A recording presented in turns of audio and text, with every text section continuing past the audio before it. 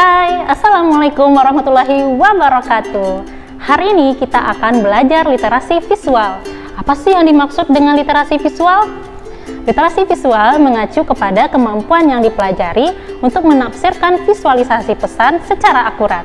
Literasi visual dapat dikembangkan melalui dua pendekatan utama, yaitu membantu pelajar untuk memecahkan kode melalui kegiatan belajar dengan mahir dan mengkodekan atau menulis serta mengekspresikan diri dan berkomunikasi. Definisi lain dari literasi visual adalah pemahaman yang lebih, kemampuan dalam menginterpretasi dan memberikan makna dari suatu informasi yang berbentuk gambar atau visual.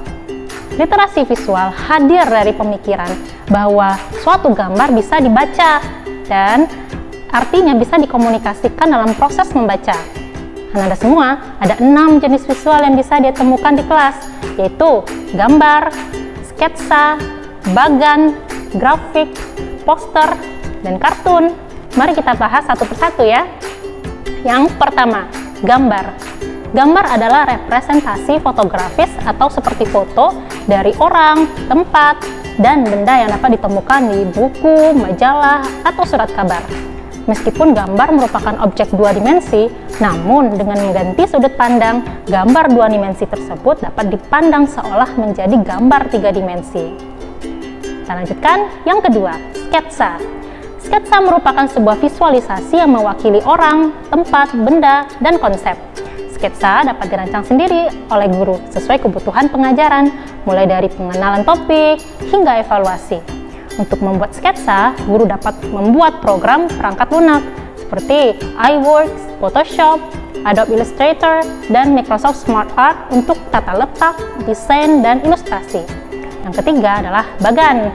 Bagan merupakan representasi visual dari hubungan abstrak seperti kronologi, jumlah, dan hierarki. Bagan dapat berupa tabel, diagram alur, bagan organisasi, bagan klasifikasi, dan garis waktu. Bagan harus memiliki instruksional yang jelas dan terdefinisi dengan baik. Bagan dirancang untuk mengkomunikasikan pesannya terutama melalui saluran visual. Nah, yang keempat adalah grafik.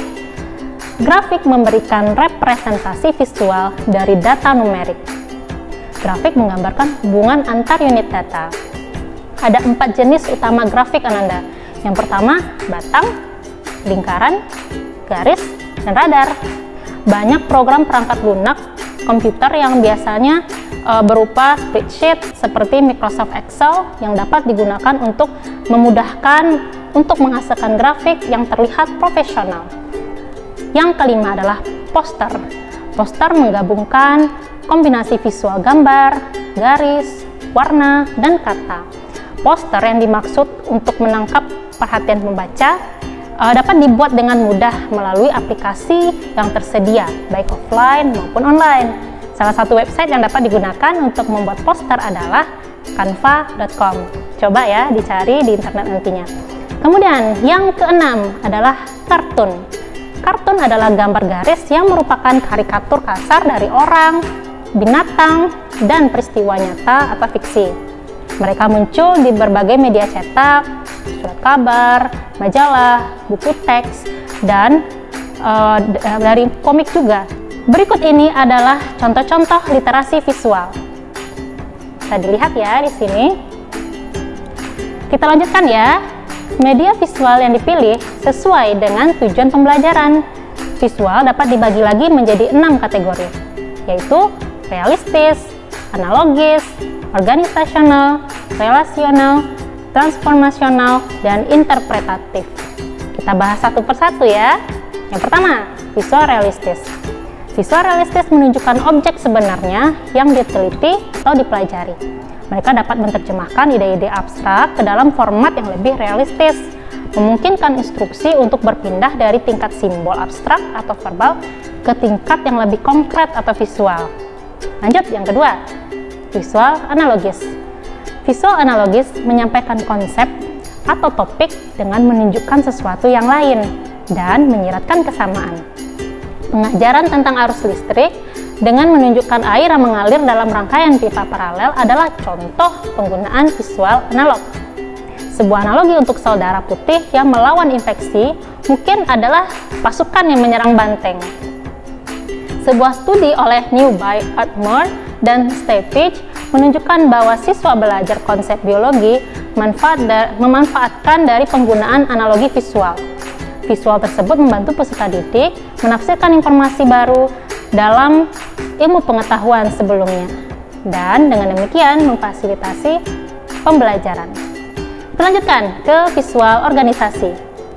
Visual organisasi menunjukkan hubungan kualitatif di antara berbagai elemen. Contoh umum yang termasuk dalam visual ini adalah bagan klasifikasi, garis waktu, bagan alur, dan peta yang dibahas sebelumnya pada video ini.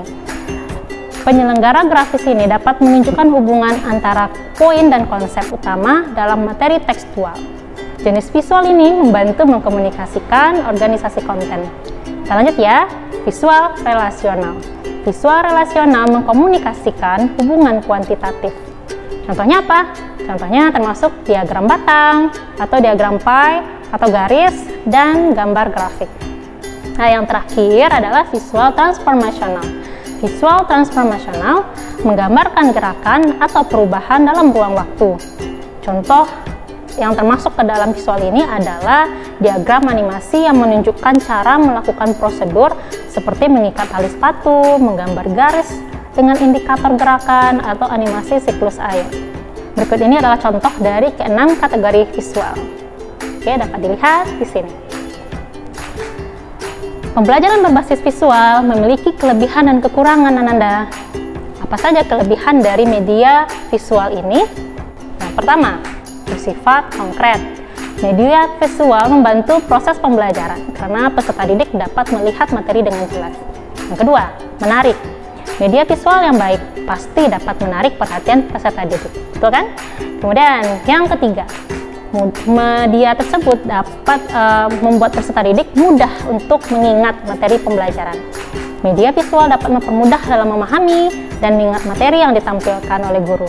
Selain memiliki kelebihan, media visual juga memiliki beberapa kelemahan, Ananda. Apa saja ya kelemahan media visual ini? Mari kita lihat. Yang pertama, membutuhkan keterampilan khusus dalam pembuatannya. Yang kedua, proses pembuatannya membutuhkan waktu yang cukup lama.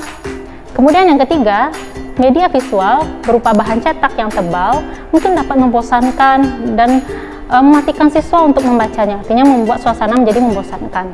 Apabila jilid dan kertasnya jelek, bahan cetak akan mudah rusak dan sobek.